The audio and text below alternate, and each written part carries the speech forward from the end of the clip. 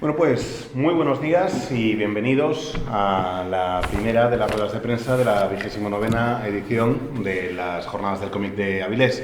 Y empezamos por todo lo alto con tres guionistas extraordinarios, capaces de crear todo tipo de historias, desde lo más personal a relatos adaptados por Walter Hill y Stallone a la gran pantalla, que abarcan todo el abanico de historias que pueden interesar a los seres humanos y todo el espectro de emociones. Es muy difícil condensar la obra de estos tres pedazos de titanes que nos acompañan hoy, pero lo voy a intentar, empezando por la derecha de todo, por Fernando Llor, guionista vigués de reputada trayectoria, a pesar de su juventud, muy involucrado en todo tipo de movimientos de asociacionismo, defensor del cómic en todas sus vertientes, apasionado de las viñetas, profesor de lenguaje de cómic, con experiencia,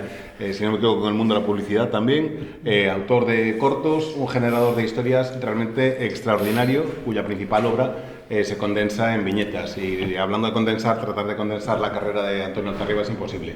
Es un nombre de referencia en el mundo del cómic en España, premio nacional, teórico, profesor, articulista, guionista, autor de algunas de las sagas más conocidas de los últimos años, su trabajo con Keiko, su trabajo con Kim en El arte de volar y demás. Bueno, realmente un nombre de referencia capital desde los años 60-70 en el cómic en España, promotor de revistas y conocedor como nadie de la realidad de la historieta en España.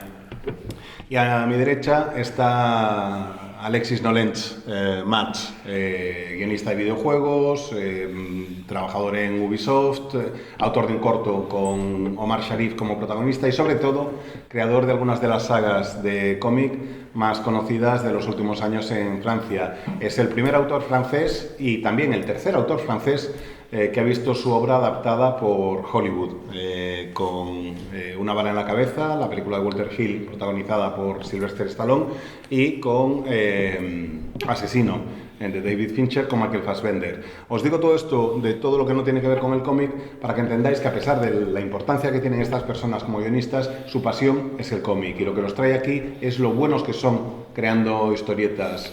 Os cuento estas cosas que son casi secundarias, porque en el fondo lo único que hacen es reforzar lo que los lectores de cómic ya sabemos desde que cogemos una de sus obras, que son unos narradores de la hostia, que son unos creadores de historias increíbles y que es un lujo y un placer poder contar con ellos y compartir esta pasión. En vuestras manos quedan. Un placer. Sí. Ayer hablaba con Antonio sobre quién era el autor del cómic. Si era el que escribía el cómic, el guionista, o era el que lo dibujaba. C'est le créateur del scénariste y del designatario. ¿O sois líderes? Creo que es una autoría compartida, ¿no? Que no hay mayor debate en eso. Es más, considero que es imposible analizar, una vez que lees el cómic, qué parte corresponde al guión y qué parte corresponde al dibujo, ¿no? Es decir, los guionistas tenemos una peculiaridad, que es que escribimos para un único lector. Nosotros no escribimos para todo el público en general. Lo que lee el público en general ya es la obra una vez terminada y con todo el proceso que eso supone. No se puede dividir. Yo a veces me enfado mucho cuando veo estas aplicaciones donde la gente le pone notas a cosas, ¿no? Le pongo 4 estrellitas a no sé qué, 3 estrellitas a no sé cuánto. Eso me desespera, me parece terrible. Y hay alguna en la que se valoran cómics en la que se le ponen 4 estrellas al guión y 3 estrellas al dibujo. Y dices, ¿pero tú has leído el guión? O sea, es imposible, nadie ha leído el guión. El guión lo ha leído única y exclusivamente la persona que lo vaya a dibujar. Los editores no leen guiones. Los editores leen otra cosa. Leen storyboards, leen páginas a lápiz, leen páginas a tinta, pero no van a leer nunca el guión de la obra. Entonces, Yo creo no solo que la autoría es compartida, sino que luego es indivisible, es decir, no se puede dividir. Un pedazo de la autoría es de fulanito y un pedazo de la autoría es de menganito. Y espero que Antonio haya dicho lo mismo.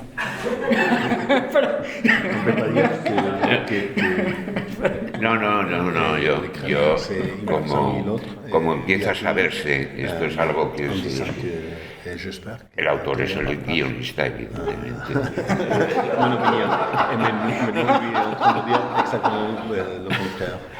El dibujante viene luego y ejecuta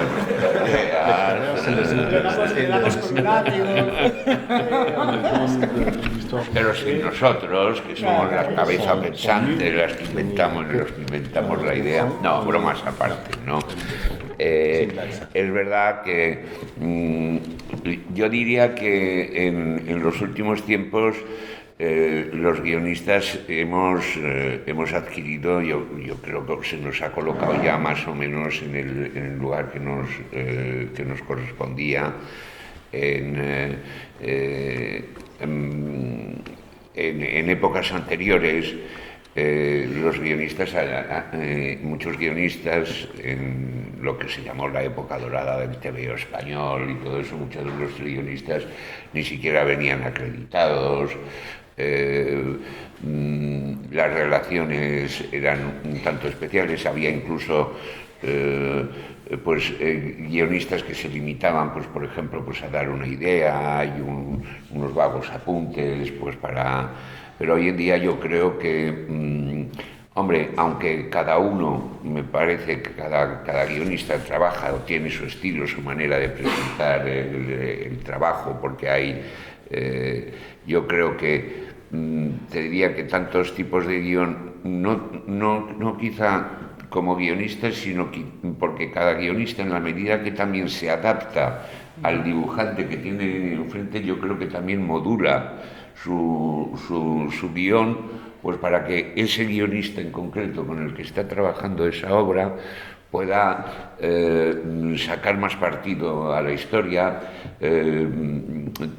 porque el guionista está obligado a tareas también que no son del todo técnicas, pero que son muy importantes. Por ejemplo, el guionista tiene que empezar seduciendo. Hay un juego de amor también en esta historia, ¿no? Entonces, cuando tú tienes una historia y tienes en la cabeza porque puede ocurrir en dos sentidos, ¿no? O bien que te digan o que ya te propongan, oye, mira, ¿te gustaría hacer un guión para este dibujante? Entonces tú aceptas o no aceptas y ya te adaptas, yo creo, pues a la trayectoria de ese dibujante, ves cuáles son sus puntos fuertes, sus puntos débiles para sacarle el mayor partido posible. Pero a mí, por ejemplo, normalmente me ha tocado ir yo en busca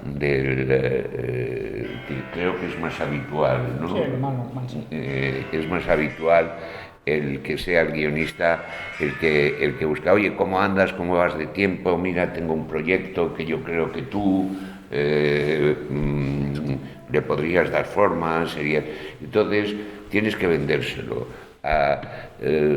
hacerle creer que lo has pensado solo para él, que él es la persona, el dibujante mejor del mundo, por supuesto, mientras está trabajando para ti. No, pero tienes que, en cualquier caso, crear, yo creo que una complicidad. Tú date cuenta de que es una aventura que a mí me parece muy interesante durante a veces un año o incluso más, porque la elaboración de un cómic a mí en algunos casos me lleva hasta el arte de volar. Kim y yo estuvimos 5 años festejando, que se decía entonces, ¿no? de novios, ¿no? Fue un trabajo bastante largo, es decir, que durante un tiempo estás compartiendo con una persona un imaginario, un mundo, viviendo en un espacio que tú te has ido inventando, ¿no? Y eso crea unas relaciones muy estrechas y una gran complicidad, ¿no? Porque prácticamente la comunicación es muy fluida, casi constante. Cuando estás trabajando con un dibujante, pues yo creo que o le mandas mensajes o hablas con él pues prácticamente todas las semanas, y no es todos los días a veces, ¿no? Pues para comentar una página que ha terminado él, para comentar una puesta en escena que le está intentando de tu guión y que, por ejemplo, pues se le ha ocurrido al hilo del dibujo de la viñeta de que, oye, quizá aquí podíamos poner o añadir o no sé qué y tal, ¿no?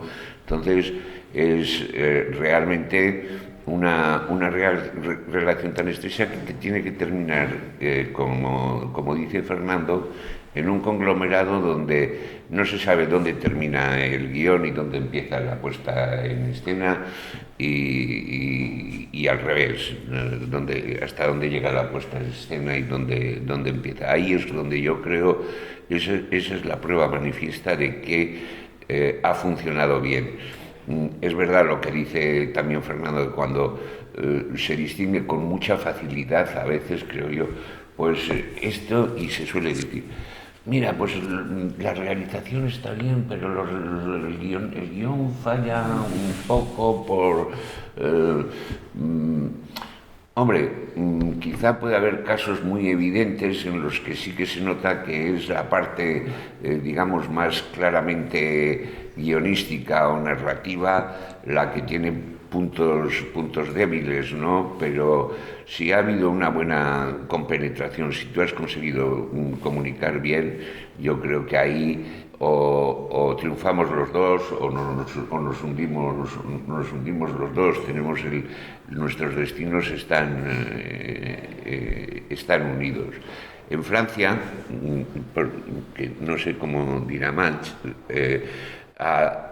últimamente a veces el guionista aparece como autor y el dibujante como ilustrador, que eso yo creo que ha generado, en algunos casos, yo por lo menos conozco algún caso concreto que ha generado algún problema, porque parece que al darle al guionista la autoría y convertir al otro en un ilustrador, parece que sí que le das una primacía al guionista, pero normalmente yo creo que no se hacen rankings, ¿no? Y somos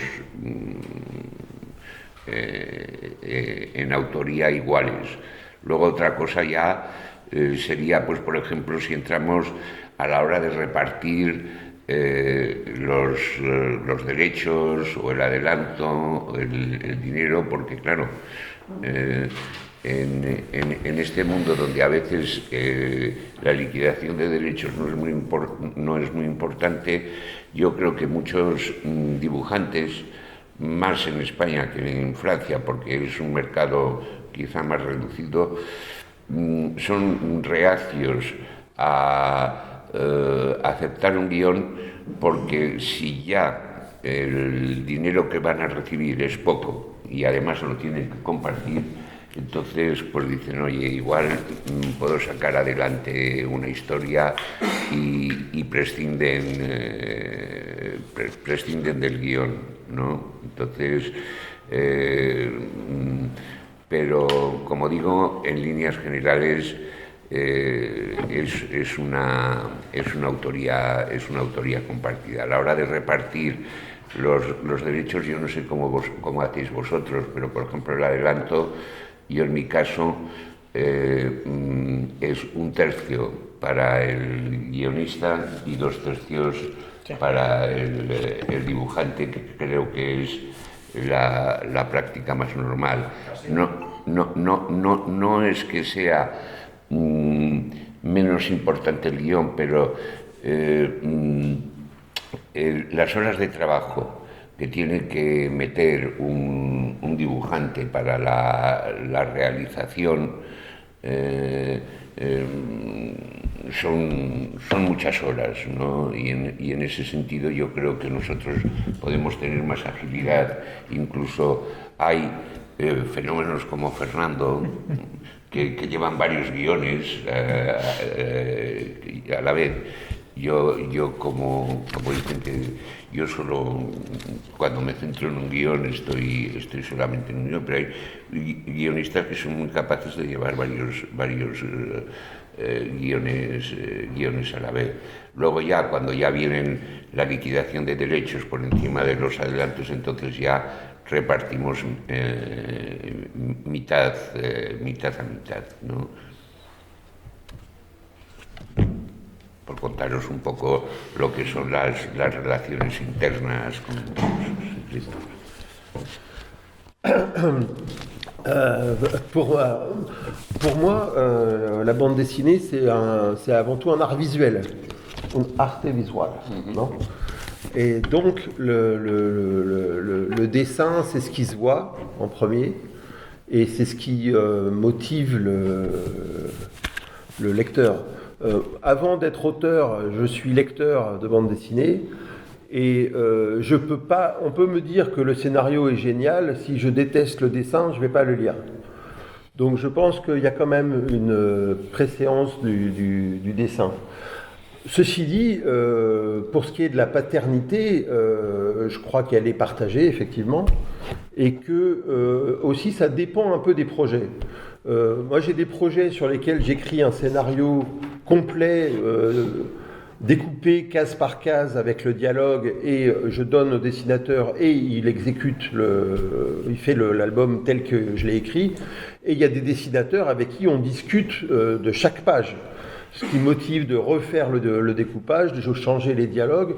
Donc dans ces cas-là, la paternité, les échanges font que la paternité est un peu différente, mais au bout du compte, on est deux auteurs et il faut considérer qu'en fait, effectivement, on est deux auteurs, même si c'est un art visuel. Pues para mí el cómic es un arte eminentemente visual. Por tanto, el dibujo es lo primero que se va a ver, es lo que llega en primer lugar, el primer estímulo y lo que va a motivar al lector o a la lectora a comprar o no el cómic. Yo, antes que autor de cómic, soy lector de cómic, y me puedes decir que un guión es fantástico, que está súper bien, que todo lo que tú quieras, que como coja el TVO y el dibujo no me llame, no me lo voy a leer. Me va a resultar imposible, así que creo que en ese sentido pues toma cierta preponderancia el dibujo. Una vez dicho esto, efectivamente, en lo relativo al proceso de creación, yo creo que es un esfuerzo de paternidad compartida, y esa paternidad compartida puede variar bastante. Yo he tenido desde proyectos en los que hacía un guión completo, perfectamente detallado, en el que presentaba la planificación de página y la descripción viñeta a viñeta, incluso los diálogos, y el dibujante de turno se limitaba pues a seguir al pie de la letra mis instrucciones, y el álbum era tal cual lo había concebido yo. Y otras veces hay dibujantes con los que tienes que mantener una conversación constante, que están todo el rato dando sus aportaciones, y en ese diálogo surgen modificaciones a la planificación de página, a la composición de la página, a los diálogos y de todos. Surge en ese intercambio una paternidad también compartida, pero distinta al caso anterior que os he descrito. Cualquiera de estas dos formas, en todo caso, tiene que tener en cuenta siempre el hecho de que son dos autores, de que son dos personas quienes están creando el cómic, y aunque sea un medio eminentemente visual de primeras, desde luego, en lo relativo a la creación, es una paternidad compartida. Mais il y a deux choses en plus. La première, c'est que il y a, dans de nombreux cas quand même, je ne sais pas comment c'est ici, mais en France, je choisis le dessinateur d'un projet. Donc de ce point de vue-là, et on choisit en fonction des spécificités du projet et du dessinateur. On parlait tout à l'heure, quand j'ai fait Adios Muchachos, l'adaptation du roman de Paco Ignacio Taibo, j'ai absolument voulu travailler avec Paolo Baccellieri parce que Paolo a une façon de dessiner les femmes particulière et on a une héroïne. Et donc, il faut quelqu'un qui sache très bien dessiner les femmes et qui ne tombe pas dans les clichés et tout ça. Donc, de ce point de vue-là, quand on choisit le dessinateur, alors c'est pas toujours le cas, parfois c'est l'éditeur qui choisit, enfin bon, mais quand on choisit le dessinateur en fonction du projet, on peut dire qu'on a quand même un impact supplémentaire en tant qu'auteur. Et par ailleurs, les dessinateurs sont aussi des animaux quand même assez spéciaux. Oui. Hein, pas toujours facile. Oui. Donc il faut savoir les traiter. Voilà, il faut les supporter. Donc il faut savoir aussi naviguer à travers un projet avec un dessinateur. Moi, je connais des projets dans lesquels le dessinateur et le scénariste ne se parlent plus. Moi, ça m'est jamais arrivé. Mais oui. Et donc ça fait partie de la problématique de l'auteur. Y querría añadir un par de cosas más, y es que en muchos casos, en numerosas ocasiones, yo en tanto que guionista soy el que elige al dibujante con el que voy a colaborar. Y eso marca ya el tono del proyecto.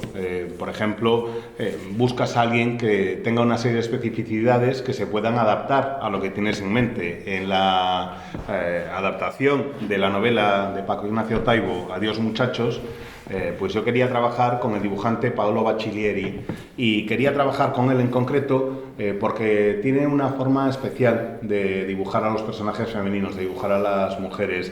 La historia está protagonizada por una heroína, por una mujer. Y Baccellieri es capaz de dibujar a la mujer sin caer en los clichés, sabe muy bien cómo dibujar a los personajes femeninos y realmente eso me parecía importante. En otras ocasiones es el editor el que te marca el dibujante con el que vas a colaborar, pero en la medida en la que el guionista puede elegir al dibujante ya tiene un impacto desde el principio, un impacto adicional en lo relativo a la autoría de la obra. Además, porque ya estás eligiendo a alguien con unas características determinadas.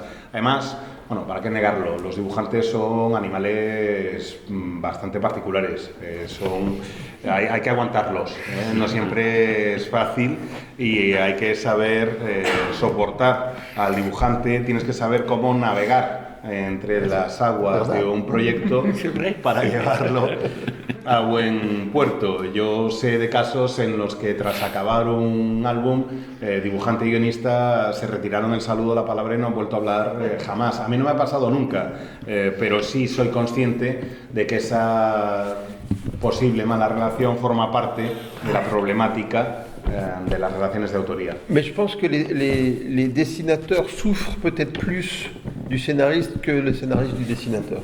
Ahora, creo que es más difícil para el dibujante aguantar al guionista que para el guionista aguantar al dibujante.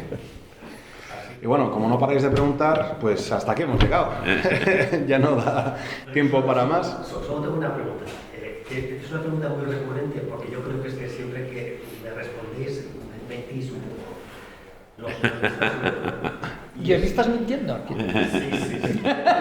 Il y a toujours un petit mensonge de la part du scénariste. Quand vous commencez dans un projet, vous pensez si ça viendra bien, si ça arrivera à beaucoup de gens, ou si c'est seulement vraiment quelque chose que vous avez dans la tête. Que es un error abordar el proyecto desde las perspectivas económicas que vaya a poder tener. O sea, me parece... O sea, a mí no me ha pasado y me parece un error, porque si supiésemos lo que vende o lo que va a vender, estaríamos brindando con mojitos en el Caribe, ¿no? O sea, quiero decir, si alguien supiese cuál es la fórmula dentro del mundo del cómic, evidentemente estaría explotando esa fórmula hasta el infinito y creo que no se dedicaría al mundo del cómic, creo que se dedicaría a algo muchísimo más lucrativo que el mundo de los teleos, ¿no? O sea, no creo que tenga mucho sentido. Tampoco creo en la fórmula escribir para los lectores.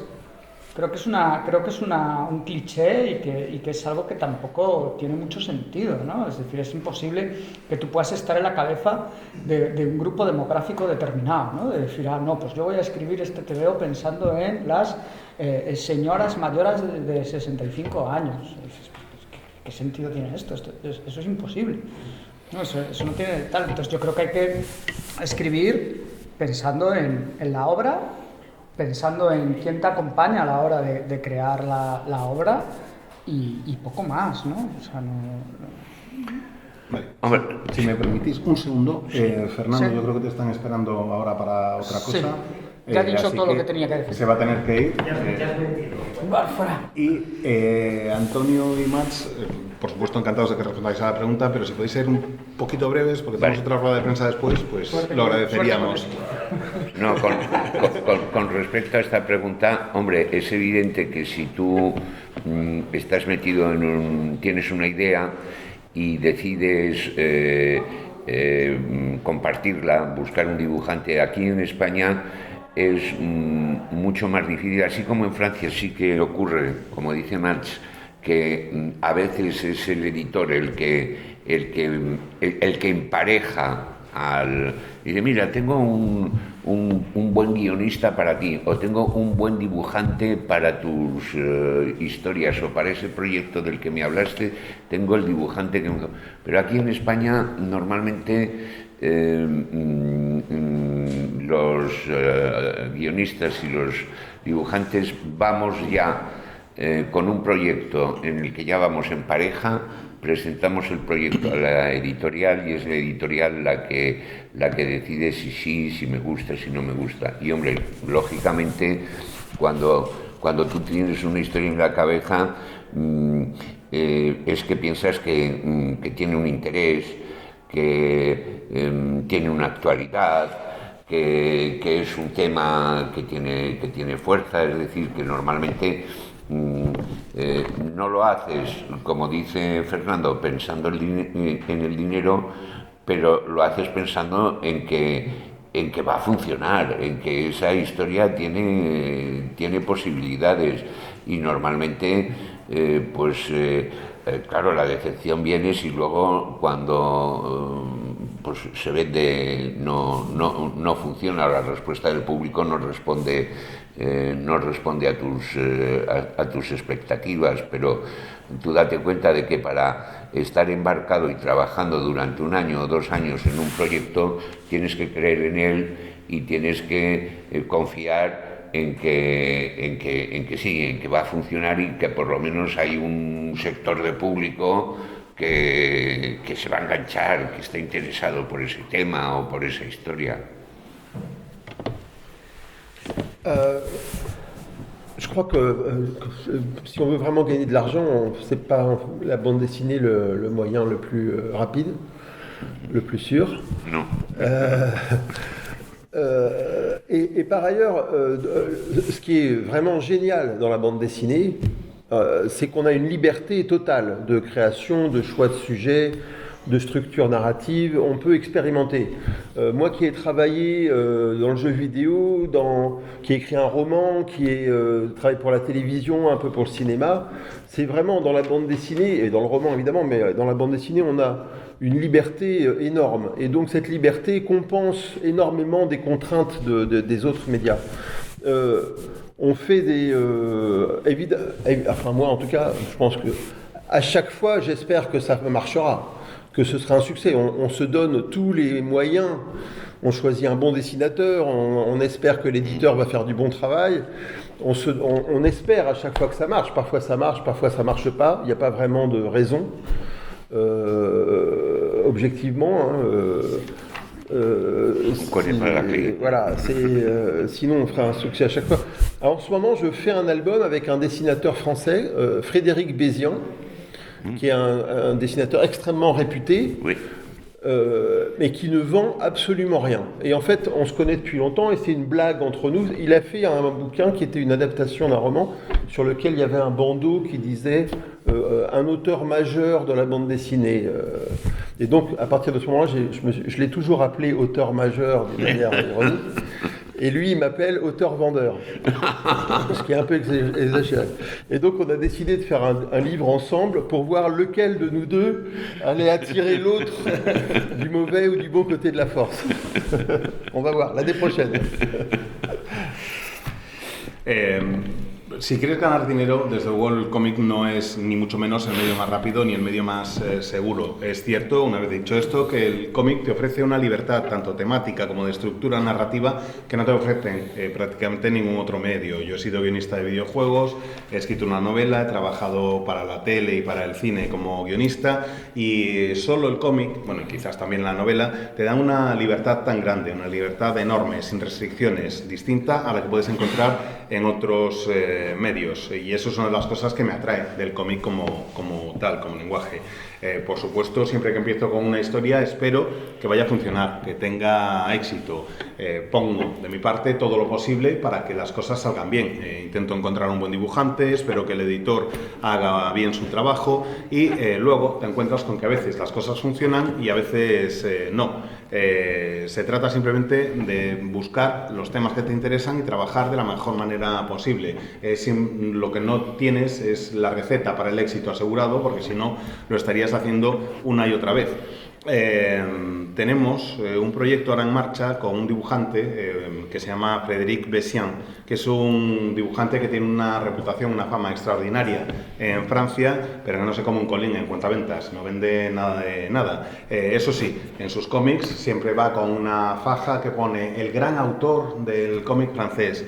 Entonces yo desde que vi esa faja le llamo, disculpe, señor gran autor. Él me dice, ¿qué quiere usted, autor superventas? Y estamos ahí los dos con ese juego. Tenemos un proyecto en marcha y veremos cuál de los dos es capaz de arrastrar al otro al lado oscuro o al lado bueno de la fuerza, por así decirlo. De todos modos, la incógnita no se resolverá hasta el año que viene. Soy pesimista.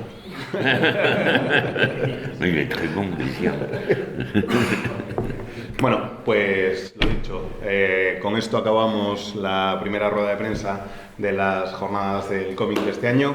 Es un placer tener a creadores de historias tan importantes como Fernando, que ya se haya tenido que ir, Antonio y Mats, tres grandes guionistas en el cómic europeo y español y europeo, y no os vayáis porque ahora viene una rueda de prensa igualmente interesante, si no más, con Carla Berrocal, con Sara Soler y con Román López Cabrera.